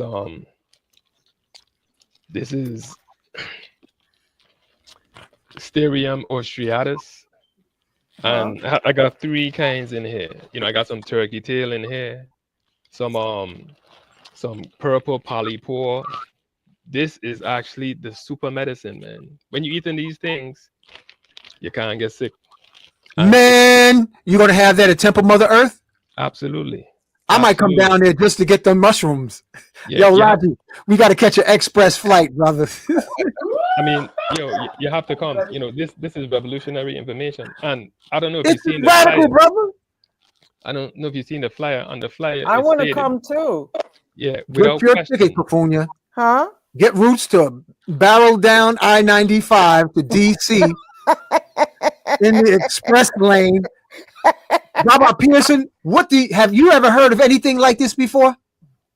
Myself and Timmy been talking about this for the last year and a half. This is new, Tmeedyah. So I've been eating a lot of the enoki. I go to the Chinese and buy a lot of the mushrooms from the Chinese. You're better off buying from the Chinese, the Koreans, the Asians. Like you were saying, they're more adept and they're more involved in using the mushroom for thousands of years. Steve, have you ever heard of enoki mushroom?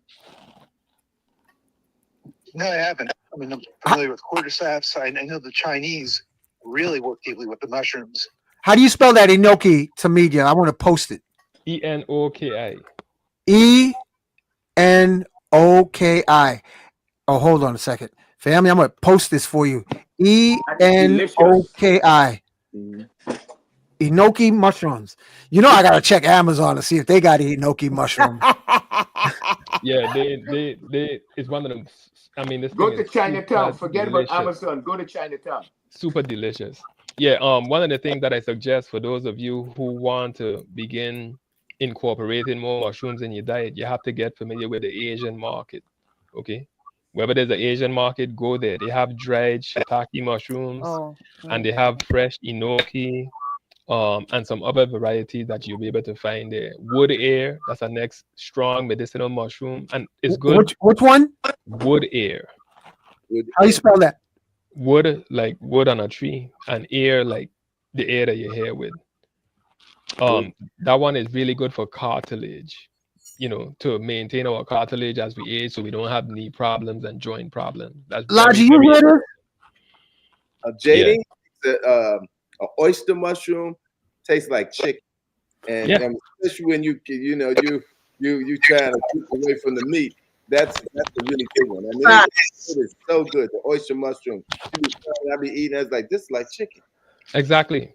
It's like this brother has a YouTube channel in Jamaica, and he was jerking the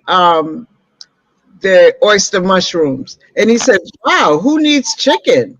This tastes just like chicken." You know, when a lot of us transitioned to becoming vegans, we was introduced to tofu as the meat substitute, and tofu just wasn't doing it, man.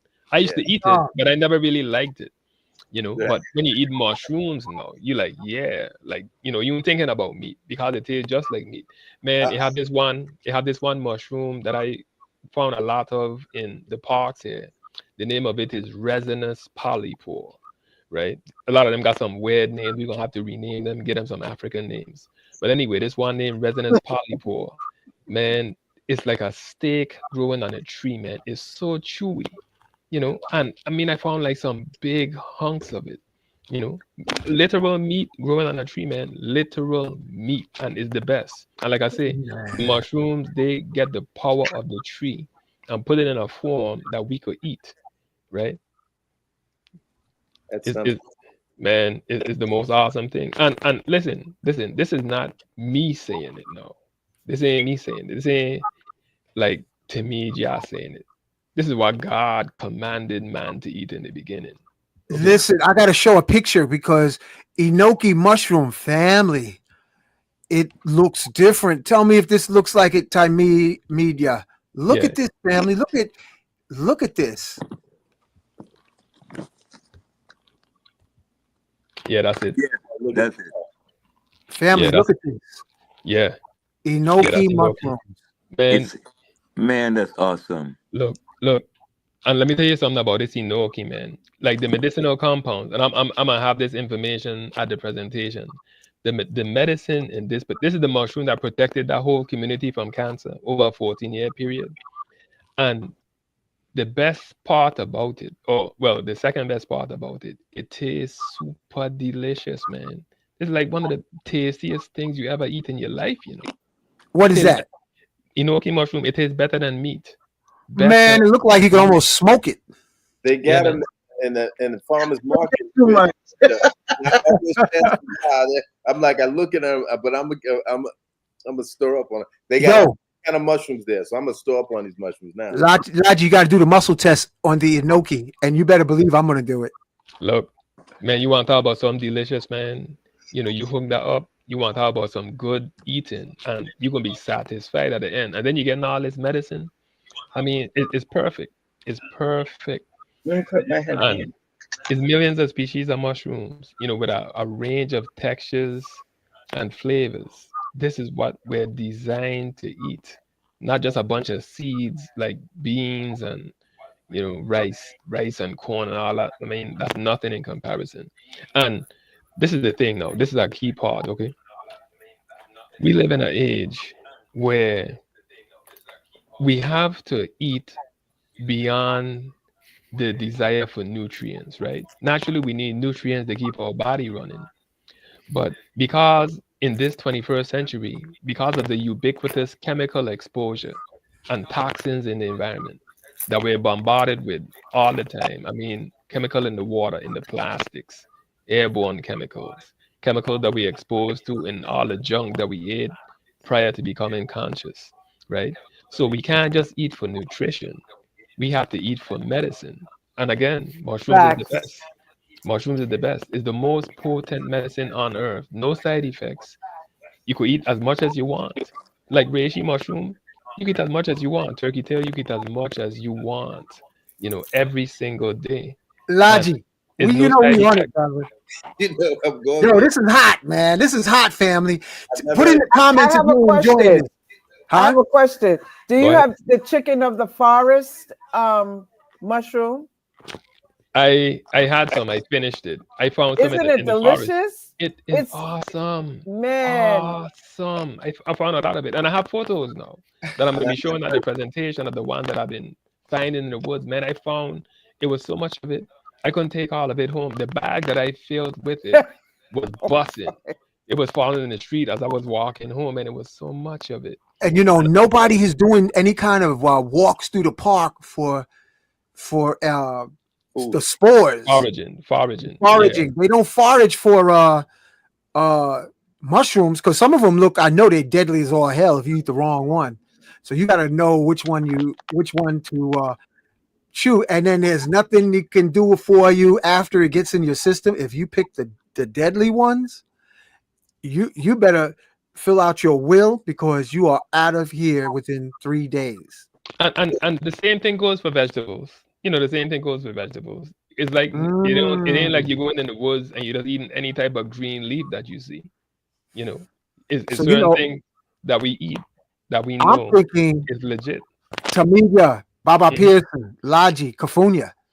What is the energy of reishi mushroom with Enoki. enoki. Enoki. Imagine Yeah, if you mix them together with cordyceps. exactly. Man, What's I be eating soups, right? I be eating soup. what's My I called? be new eating, name will be Stiff Arm. man, absolutely stiff arm. Stiff arm, stiff Yo. everything. You're ridiculous. And then Kafunia's name will be Juicy Fruit Mango. There's no telling. Tmeedyah, this is radical. Steve, you hear us, right? This is live. Yeah, man. Human Yeah. beings are fungivores. That's You what are a we're mad designed to be. scientist for real, Uncle Hanky. I'm Oh, telling and you you. know what? Yo, Tmeedyah, how about doing Laji, Baba Pearson? How about doing a shroom journey to ask the Mycelium Network what is the recipe or the shroom blend to restore perpetual youth? Exactly. Don't just try to pick it out your own head. Actually use the spore internet by taking the psilocybin so that it will tell you which mushroom to mix reishi, cordyceps, a lion's mane, and give you the proportions. You better not tell nobody. You'll be missing MIA. Elixirs, man. Elixirs. This is what this is. These This are is radical, bro. elixirs. It's the truth, man. This is the truth, you know. Woo. And Look, most the people don't veggie know. folks around here, they look Cafunia, you know. Hey, They the look like damn regular. Halloween all year round. They're the losing damn- their hair. They they're like peace and love. You got a you got a tomato. I mean, we look rough, man. It's rough. Yo, this is real talk, bro. Baba Pearson. I wish you a pyramid, brother. This is the bullseye going into 2025, man. Yes, I am. Yeah, This man. is So radical. Can we have some conversation about the powder mushrooms and how can we go about? I know we are not at the stage where myself and Tmeedyah is looking to package these things, but in the meantime, there is some evidence out there in the marketplace where doctors and Tmeedyah is very knowledgeable about these systems where people are using the mushrooms to heal from a medical position. The allopathic people is also using mushrooms right now to heal sickness and disease. And you sent me a couple of videos on that concerning this guy and his mother and the doctor recommendations. okay. And so that and about we at least we can pass some information on to the people about getting the powder mushrooms in the meantime, because we don't just want to talk to them about these things, and we want to give them some tools, information, so they can move forward into the future with while we're not going to be around. Okay, so now there's one of the clips in my presentation. I have a clip that I'll be showing, and this is an extraordinary clip, man. So there's a lady, and she has stage 4 breast cancer.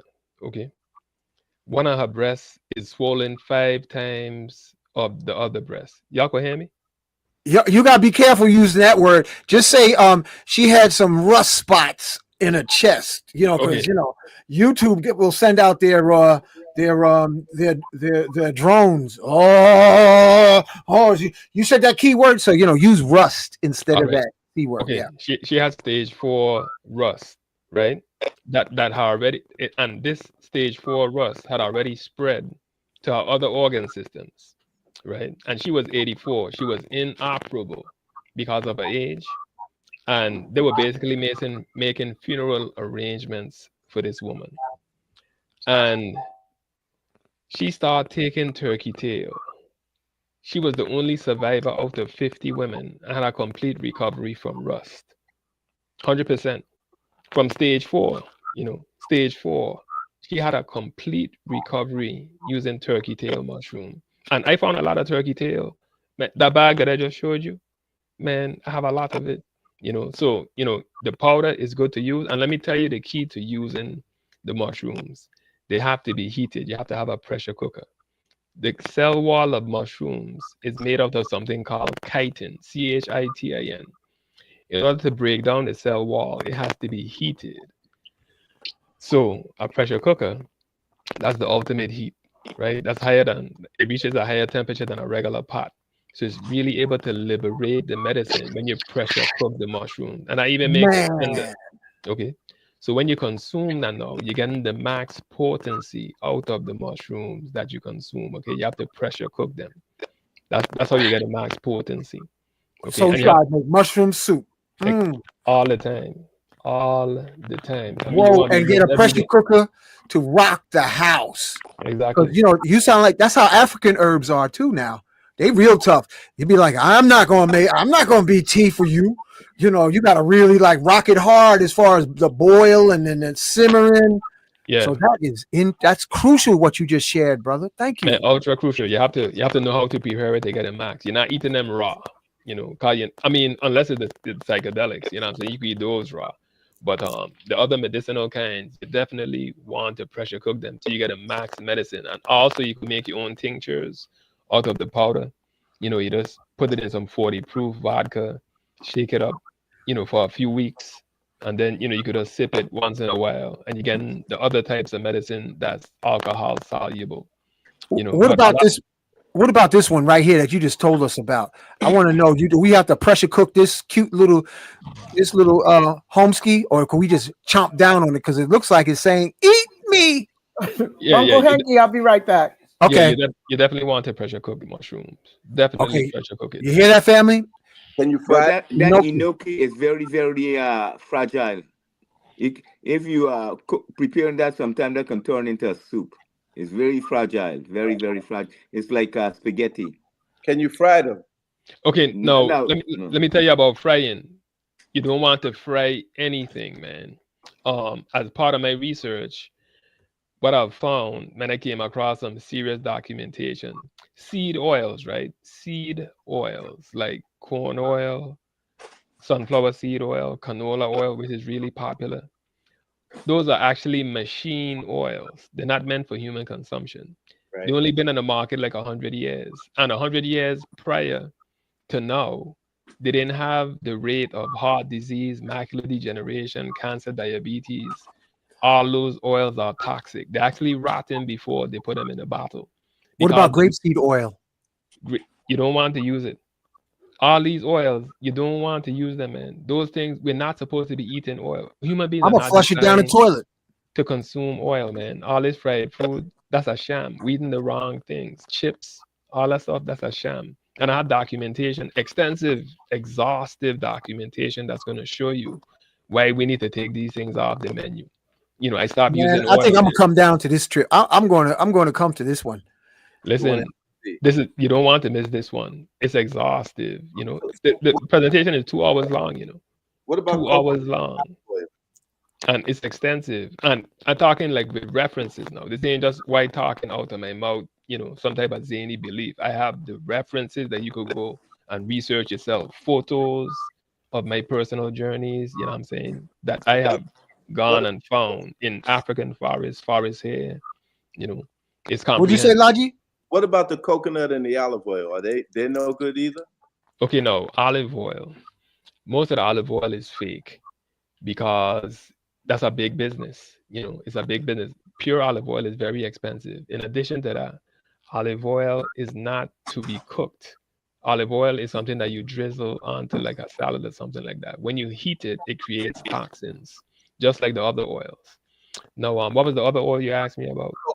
Coconut Okay, oil. coconut oil. That's one of the safer oils, right? Because it's not one of the seed oils, not like the regular seeds. However, you still want to limit your consumption of it. The human body is not designed. Oil clogs up your arteries, the pipes in your body, your arteries and your veins. It clogs it up.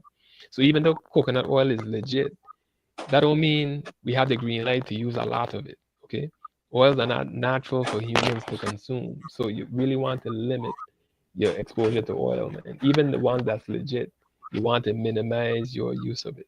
Okay, that's very important. Though I have a comprehensive um, presentation that I'm going to be bringing about seed oils. And in the meantime, when you have a chance, go on YouTube, type in the dangers of seed oils, and you can see the information yourself. This stuff only been in the market like for like 100 years. The first oil they introduced for human consumption was cottonseed oil. You know why cottonseed? They had black people slaving to grow cotton. One of the slave masters get a bright idea, man, all these seeds that we have excess, let's make some money off of that too. They start pressing it and selling it. And the companies that made those initial oils, they created the American Heart Association. They funded Whoa! sign off on it to claim that they're healthy. So Crazy. they were so we grew up in this time where these things is already on the market. All parents using them, you know, all the restaurants using them, all the manufacturers with the fast food using them in the products that we purchase, and just killing the people with all this stuff that's just clogging us up. What about palm oil? A lot of Africans into palm oil. Yeah, and when I was in Ghana, I used a lot of it myself. I made it myself. My sister from Liberia taught me how to make it, and I made it myself. And I ate a lot of it while I was there because I love it, you know. And I mean, it's good. That's one of the safer oils like coconut oil, but still, that does not mean you have the green light and you could just eat a lot of it. Okay, you have to be. Man, we've been miseducated up the gazoo. Okay. Another thing I'm gonna drop. This is not directly related to this presentation, but toilet paper is what causes prostate cancer. Oh, yo, Lodgy, hold it down. I gotta be right back. Now he mentioned the key word. Yeah. I've been, I lived in the East for a while, and they use water, like in Africa, and I use soap and water. But I still dry with toilet paper. I don't use nowhere near as much. But oh man, you done said something. I'm just listen. Let me tell you how I found it out. For years, for decades, I was struggling with constipation, and I was a vegan. You know, eating very delicately. Even I didn't eat a lot of rice and starches. You know, I ate like a lot of fruits, high water content diet, and I still getting constipation. I'm like puzzled, like what the heck is going on here? I'm supposed to be getting constipation. You know, I drink in a lot of water like daily. You know, I'm very disciplined. I still getting constipation. I cannot figure it out. So 2013, I got to Tanzania and I moved in with a family that didn't use toilet paper. So I asked the brother, I said, you know, what y'all use? Brother told me water, like what you just said, right? I start using water. Constipation disappeared immediately. Wow. I mean, I'm going to the bathroom like 3-4 times a day. Easy does it. Like easier than any time in my entire life, you know. And I'm like, wow, you know, like what's going on here? But it wasn't until I came back to the States and then I got constipation again. You know, my body slowed down again. I was like, man, nothing ain't changed. I still eating the same. I still drinking the same. Then I was like, what changed? Then I realized that I started using toilet paper again when I came back to the States. And that's what triggered my research. And then I found there's all these chemicals inside of it. You know, first of all, I did that before too. I heard the toilet paper causes cancer. Look, man, this thing is super, super dangerous. It's more dangerous than atomic bombs. Atomic bombs, right? That killed 250,000 Japanese, right? Prostate cancer, you have 400,000 men dying annually from that. It's more dangerous than an atomic bomb. And we've been designed to use it since we were young, the whole population. You know, every man in America is developing prostate. Every man from the child state is developing prostate cancer right now. And all of them don't die of prostate cancer because something else kills them first. Like they might get a heart attack or stroke. They might die in a car accident. But they was developing prostate cancer all the time. It would have eventually killed them because everybody's using toilet paper and jamming those chemicals up their backside every single day of their life. Every single day. You know. And the prostate, you see this? The prostate is right behind where we wipe. We wiping on this side, right? We wiping on this side every day. The prostate is right here. You have to get it. And we giving it to ourselves every single day of our lives, man. I've been using soap and water. So, when I go to the bathroom, I mean, this is something, this is what was common where I was living. And like, not the soap, but just the water, because that's how they did it. And, we living in the ashram, that's how they do it. And the drying part, I noticed, that's another aspect of it. But I guess for the next thing to do is use a cloth, because I use soap too. Because I'm here in the States, the soap, I keep it right there by the sink. I'm using that. And really, there's not even a smidgen of anything if you clean yourself really well. Because I heard just before what you're saying about the toilet paper. So what would you recommend? Using a rag to dry off? Yeah. You got special rags designated for that, so you could pat off. What about baby wipes? No, baby wipes probably even worse because they're soaking in some type of liquid. Yep. Let me get the science now. Okay, toilet paper. The way it's manufactured, first of all, they use recycled paper to make it, which is garbage to begin with. Recycled paper, just a fancy name for garbage, right? So then they put it in a machine and add bleach to it, and these other chemicals to make it soft and stuff like that.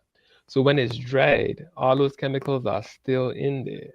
Okay, so when you put it on your body, your anus, that's a moist area. So when you have moist skin, it's more absorbent than your dry skin. And since we use it every day, we're chronically giving ourselves these toxins entering into our bloodstream. And the prostate is right behind where we're wiping. It's right behind the anus, man. And his blood vessels are there. So we're giving it to ourselves, man. So I mean, this is a major update now. I mean, you have to stop using toilet paper immediately. You have to get a bidet installed. That's like the water hose that the Muslims use. Get one of those installed, and it has a spray, and that assists you in cleaning yourself. You have to get away from using toilet paper immediately. Immediately. That's why everybody's getting prostate cancer, especially in the Black community. Black men are getting it. We're disproportionately affected by it. Because like we're thorough in cleaning ourselves, and we've been putting this poison up our ass for decades, man. And in addition to prostate cancer, erectile dysfunction, because it's messing with your whole reproductive system, right? Your reproductive system is all of that wiring is right there in the same place. It's only separated by a couple of inches, so we're destroying even our sexuality. Damn. Yeah. On a daily. I'll be right back. Yeah. So that's the next part. That's the next lesson. Like I said, I have a Trinity series of classes, and that's a separate class in itself. But I just like to drop it just to give people a heads up about the importance of being conscious about everything that you put on your skin. So I got a question to ask you. If we gotta cook all the mushrooms, what's the sense in buying all the multi-mushroom packages in a powder form? Is it already pre-cooked, or like how's that work? That's a good question. They may be like cordyceps. Yeah, they may be heat treated, but I would heat treat it again. Like some of them, they say like activated, like on the label, and those you might be able to just mix it in a smoothie and drink it. Right, but me, I did, and I felt great. Baba Pearson, I felt great after I mixed like the Tmeedyah. I mixed the multi mushroom combination, and I was in the bathtub soaking and popping to the music, man. Just bop, bop, bop, bop. Yo, this is hot. This is hot information, family. Y'all need to listen to this more than once. Here's the information. Steve's retreat, South America. Yeah, we got to have you down there too, bro. And Temple Mother Earth. And this event, family, is going to be happening. Look in the show description for all the details, because that's where we put it. We're going to wrap it up, man. It's 2 hours. There's some people on YouTube is asking a lot of questions. They want to know about purchasing the mushrooms, growing the mushrooms. So we're about to do a part 2. and you can respond to some of the people because we got to do a part 2, family, because we've been 2 hours in, and because this is some cutting edge new information. Tmeedyah, when you want to come back on? Tomorrow? Sure, man. Sure. If you want to do it tomorrow, I'll come back on tomorrow. How about Pearson? You available 7 o'clock tomorrow? Yeah. You think about it. Laji, we're going to do a part 2. I'm in. Laji, we're doing a part 2 tomorrow, 7 p.m. I'm in like Flint. Man, you look like you can't sit still after you hearing all that about that toxic shit paper. Well, they trying to jack us up, man. So we need to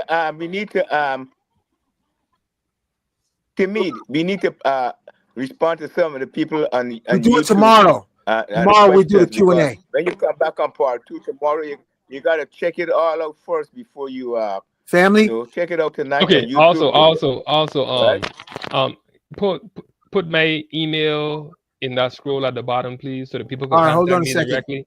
Yeah, hold on 1 second. What's your email? Deepest hold on, roots. let me type it in first, Ty. Hold on a second. Let me just type it in. Thanks for that, Baba Pearson. Ty. Tmeedyah. Yeah. Email. deepestroots@gmail.com. Oh shit, that's a hell of a title. Yeah, bro. Deepest Roots. I'm gonna take that as my name. Yeah, so those who interested, they could contact Deepest me directly. Roots at gmail.com. That's it. Deepest Roots at gmail.com. Yeah, for those who watching the video and they want to contact me directly. Yeah. Always reach me there. We're gonna do a part 2 tomorrow, same time, Laji. Okay. If you can make it, because this is hot. And then we can have the Q&A and some more stuff. If you boy. Oh, let me put it back on the screen. Family, we're gonna do part 2 tomorrow. Tomorrow we're doing part 2. I want to say something about Bufo Master. He's living a dream. Bufo Master living a dream out there in Colombia. Yeah. Steve was blown away by the show, as I'm sure most of the audience. You got one question we got to deal with. How about a bamboo or unbleached toilet paper? No, that's a fantastic question. Those you're gonna have to do your research, right? Because sometimes it's the same company like Shaman. They'll make the poison toilet paper, and then they'll also make the alternatives, and that's poisonous too, because they might have a different set of ingredients in them. And this is capitalism, right? However, I've heard that these unbleached toilet papers and these bamboo toilet papers have less of the like dioxin. The chemical is called dioxin. They have like less dioxin and those agents that cause issues. However, you still have to do your research on them, man. Ideally, you just want to use water. Ideally you want to use water, man, because like I say, sometimes they come in like superheroes and trying to sell you a quote unquote healthy alternative. And that's a different set of problems now that you're giving yourself under the impression that it's that is good. Okay. So you have to be careful with those things. But it's best to use water ideally. Okay. So we're gonna wrap it up. You get yourself some good sleep. Deepest Roots. Baba Roots Pearson. This is a hell of a Roots show, brother. That's all I'm gonna say. Thank you, Baba Pearson. Yo, this is family. Y'all better thank Baba Pearson. He's the one that put this together. Hallelujah. Thank you. Any last word, Baba Pearson, to the audience? Because you got a packed house, brother. Yes, and all the YouTubers and all of the people that is listening in, please send this out to at least 9 persons each. Come back tomorrow with a pen and pad to make your notes, and make sure you get as much information about Tmeedyah so you can keep in touch with him after the show, because he has a lot more to share and to educate our people. Because what we have to understand is that there was never toilet paper, there was never refrigerator, there was never a mass food production, farming, and all those things. Those things that Johnny come lately. So what he's saying is that it's on point, because today everything is mass produced and produced by this society that is not of our ancestors. It's a commercial society. It's a society that is here to produce and make things to earn money, but we're here to keep our people alive, and we're starting from the grassroots. Give thanks. See y'all tomorrow, 7 o'clock. Yeah. 7 California, we doing this again tomorrow at 7 o'clock, part 2. Oh, okay. So what time Period. is the event on Wednesday or Tuesday? When is it? Well, we'll find out tomorrow because we're getting ready to wrap it up, and I'm going to go drink me some Kinkaliba tea. Yo, Tmeedyah, you ever heard of Kinkaliba tea while you was in Africa? Ginkgo? Kinkaliba. No, I'm not familiar. Oh, man, I love that tea, man. I drink it all day. So listen, family, I want to thank everyone for being with us. We're doing part 2 tomorrow because we can't let you out of town, brother. You got too much to drop on us, man. And I think I'm going to rent me a car and head down to DC so I can hear you at Temple Mother Earth, man, because this is popping information. This is definitely. Yeah, make sure to invite, everyone, because this is revolutionary. This is. On the flyer, it's in DC. Yeah, the claim on the flyer, what I said is that without question, this is the most significant health presentation in recent history, man. It is. In recent history, and I'm not exaggerating. All the vegetarians that I know that's sickly and decrepit, none of them talking about mushrooms. And if you do talk about it, they get spooked because, psychedelics. Do you have the flyer? Please send Mother Earth temple information. Yeah, it's in the show description. It's in the show description. Okay, all right. Thanks. Peace out, y'all. See you tomorrow. Everybody, see y'all tomorrow at 7 p.m. Night. Peace. Peace. Peace from the grassroots. Peace. Yes. Okay. That was